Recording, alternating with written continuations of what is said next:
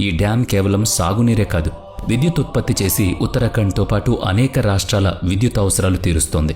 అలాగే పశ్చిమ బెంగాల్లో ఉన్న ఫరక్కా బ్యారేజ్ సుమారుగా 2240 మీటర్ల పొడవు ఉంటుంది. దీని ద్వారా ఫరక్కా సూపర్ థర్మల్ పవర్ స్టేషన్కు నీళ్లు అందుతున్నాయి.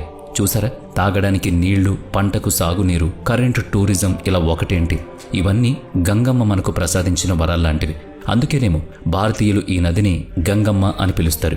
ఈ పవిత్ర నది పరిసరాల్లో కేవలం మనుషులకే కాదు, ఎన్నో రకాల చేపలకు, జలచరాలకు, సరీసృపాలకు కూడా నివాసం ఉంది. సౌత్ ఏషియన్ రివర్ డాల్ఫిన్, ఘడియల్ లాంటి అంతరించిపోతున్న అరుదైన జీవజాతులు కూడా గంగానదిలో ఉన్నాయి. ఇలా అన్ని రకాల జీవజాతులను ఈ గంగమ్మ సంరక్షిస్తుంది. ఇంత గొప్ప నదిని కాపాడుకోవడం చాలా అవసరం. అందుకే 2008లో గంగా నదిని జాతీయ నదిగా ప్రకటించారు.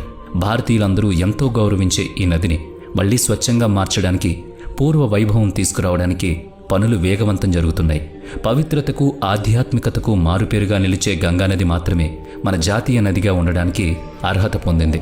అయితే ఇక్కడ ఒక్క ప్రశ్న, ఈ పవిత్రమైన గంగానది ఎప్పుడూ భూమి మీద ప్రవహిస్తూనే ఉందా, లేక స్వర్గం నుంచి భూమికి దిగి వచ్చిందా? దీని వెనుక ఉన్న కథ ఏంటి?